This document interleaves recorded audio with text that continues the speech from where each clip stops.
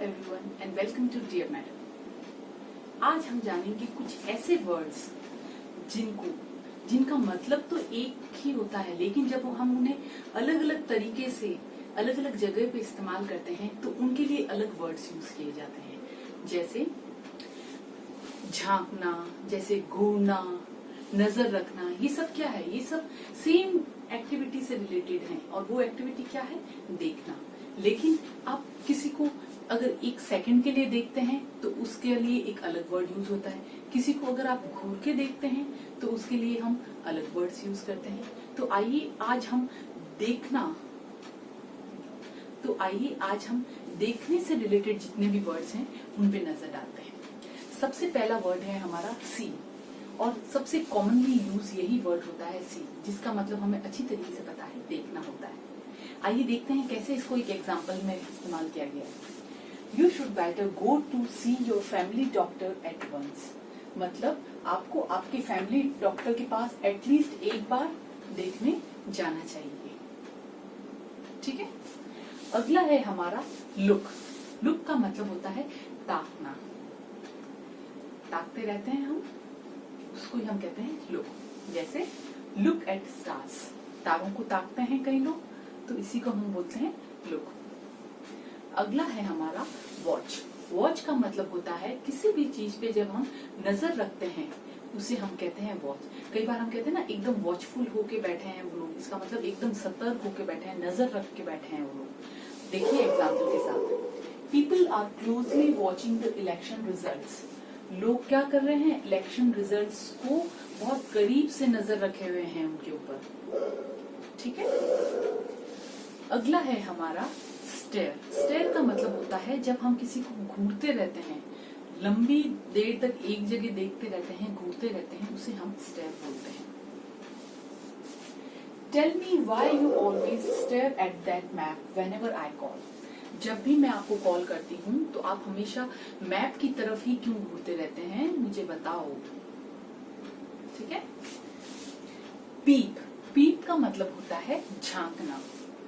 जैसे छोटी सी खिड़की में से हम कई बार देखते हैं तो हम क्या कहते हैं? We are peeping into the window या we are peeping into the hole. जैसे लॉक, कई बार लॉक के जो होल्स होते हैं उसके अंदर हम देखते रहते हैं तो हम क्या कहते हैं? Peeping into the holes. I took a peep through the keyhole. मैंने क्या किया? की होल में एक लुक मतलब एक नजर डाली, एक थोड़ा सा झांक के देखा। अगला है हमारा ग्लैंस।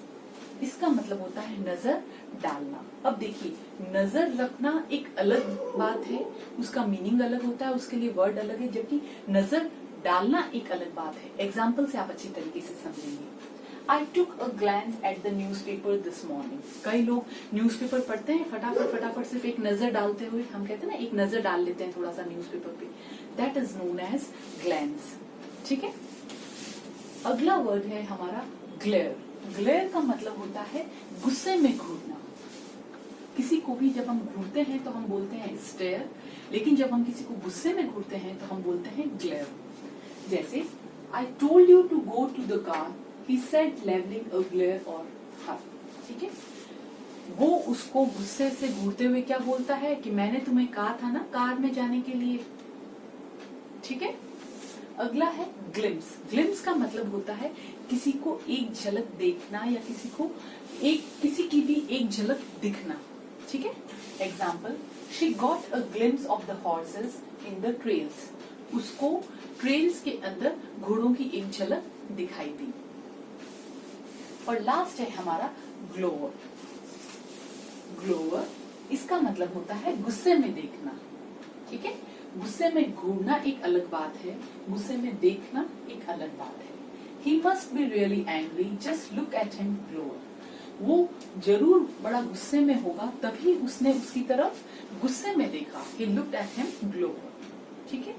ये थे हमारे सारे देखने से रिलेटेड वर्ड। क्या क्या थे एक बार रिवाइज कर लेते हैं। सी का मतलब होता है देखना। वॉच का मतलब होता है नजर रखना। लुक का मतलब होता है ताकना। स्टेयर का मतलब होता है घूरना। पीप का मतलब होता है झांकना। ग्लेंस का मतलब होता है नजर डालना।